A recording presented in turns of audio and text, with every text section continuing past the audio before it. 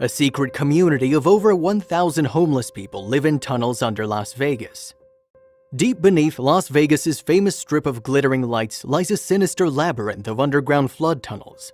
The 200-plus miles of flood tunnels are home to a secret community of over 1,000 homeless people who eke out a living in the strip's dark underbelly. They've turned this way of living into their way of life, and they don't feel like it's necessary to change when they aren't necessarily hurting anyone by living underneath the Las Vegas Strip. Check out these photos of the interior of the Las Vegas tunnels.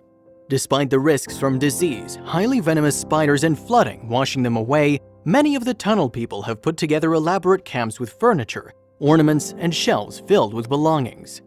Some residents, like Stephen and his girlfriend Catherine, have furnished their home with considerable care. Their 400-square-foot house boasts a double bed, a wardrobe, and even a bookshelf. Tunnel residents have created wardrobes for their clothes and salvaged furniture to make the subterranean world more homely. Most of the people who are living here are ones who have lost their job, war veterans suffering from post-traumatic stress, drug addicts, and even criminals.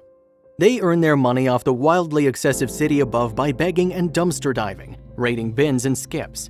Some still have decent jobs in hotels and such. Here is one of the exits from the tunnels. Looking in, you'd not necessarily know that there were people living down here. One resident poses with her possessions. Sometimes people have to do what they have to do, and this is definitely one of those cases. Next time you see an entrance to an underground tunnel, you may be thinking twice about what's down there. It's hard to believe something like this exists in one of the biggest cities in the world. Who would have thought that there are people actually living in these Las Vegas tunnels?